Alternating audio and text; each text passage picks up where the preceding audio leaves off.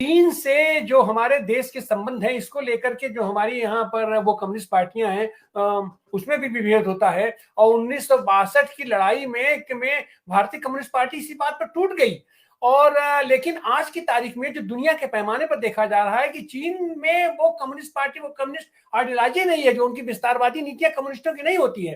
तो ऐसी हालत में जबकि आज की तारीख में जो हमारी सरकार है वो खुलेआम इसका नेतृत्व कहता था कि आंख में आंख डाल के और आंख में आंख तरेद करके, लाल लाल आंख करके बात करनी चाहिए, तो वो लाल लाल आंख कहाँ गई? ये अपने हम देश की सुरक्षा के साथ ये कौन सी रणनीति हमारी काम कर रही है, प्रोफेसर दीपक मलिक साहब? ये दो बातें तिवारी जी ने उठाई हैं। एक तो कोई कम्युनिस्ट पार्टियों में कैसी समझ रही है और क्या उनकी दृष्टि आज है। एक बात तो बहुत साफ होनी चाहिए, चीन के बारे में भ्रम नहीं पाला जाना चाहिए।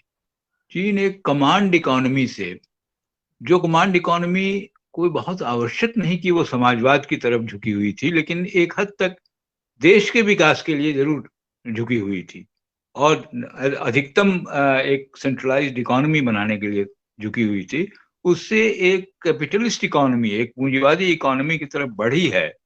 और वो कैपिटलिज्म भी उनका सीमित है तटवर्ती इलाकों में। अभी भी जो ज्यादा कंट्रोल है बड़ी बड़ी कंपनियों पर, डायरेक्ट और इनडायरेक्ट कंट्रोल, वो चीनी कम्युनिस्ट पार्टी का है। तो हम तो एक तो चीनी कम्युनिस्ट पार्टी को कतई एक कम्युनिस्ट पार्टी मानते ही नहीं है। और कभी भी वो कम्युनिस्ट एक जो तहरीक में लड़ाई होती है, उस लड़ाई में वो कभी भी शामिल भी नहीं थे। नहीं तो 62 में क्यों हमसे ये तकरार होता। सन 60 में सारी दुनिया की कम्युनिस्ट पार्टियां इकट्ठा हुई थी मॉस्को में। उस समय उन्होंने कहा कि साहब तीसरा महायुद्ध हो जाए और न्यूक्लियर वार भी हो जाए तो हम तो बचे रह जाएंगे, हमारी इतनी बड़ी जनसंख्या है। जिसपे पूरी दुनिया की कम्युनिस्ट पार्टी के लोग बहुत आश्चर्यचकित हुए, क्योंकि सभी लोग चाहते थे कि विश्व में शांति स्थापित हो। दूसरा महायुद्ध लड़कर सोवियत यूनियन और बाकी ताकतें इकट्ठा होकर किसी तरीके से, मैंने एक तरह से फैसिज्म को हराई थी। तो उसके बाद का ये दौर था जो विकास का दौर था, और निश्चित तौर से वहां पर एक शीत युद्ध का भी मामला था, लेकिन शीत युद्ध को दूसरे तरीके से लड़ा जाए ये समझ पूरी कम्युनिस्ट पार्टियों में थी। और इस पर बहुत बड़ी बहस हुई है, एक ग्रेट डिबेट करके तत्कालीन इटालियन कम्युनिस्ट पार्टी के एनरिको बर्लिंगर और चीनी कम्युनिस्ट पार्टी के बीच में बहुत लंबे खत किताबत हुई हैं, और वो पूरा पूरा एक डॉक्यूमेंटेड हिस्सा है। तो ये जो चीनी कम्युनिस्ट पार्टी है, एक तो वो कम्युनिस्ट पार्टी नहीं है,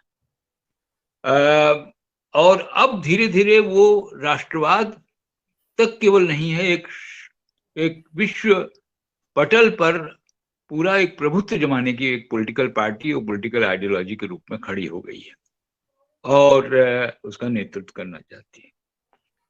दूसरी बात ये कि जहां तक इस बहस में काफी बातें आई कि हमारे बॉर्डर में कमजोरियां हैं, हमारा इंफ्रास्ट्रक्चर कमजोर है, हमारी सरकार जवाब नहीं देती है, हमारे लोग कतराते हैं उसको बात करने में चीन को।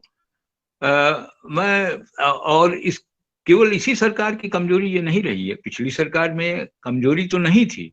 राजीव गांधी ने एक लंबे दौर के बाद फिर से चीन से रिश्ता जोड़ा था, बनाया था, लेकिन वहां भी जो उनके एडवाइजर्स थे, बाकी लोग थे, कहीं न कहीं एक भ्रम के शिकार तो थे वो लोग भी कि चीन में संभवतः एक नया परिवर्तन होने जा रहा है और वो सीमावर्ती इलाकों में, बाकी इलाकों में अपने क्लेम को नहीं छोड़ेगा, और क्लेम छोड़ देगा और एक सहज दृष्टि से एक अंतर्राष्ट्रीय दुनिया में आगे बढ़ने की कोशिश करेगा।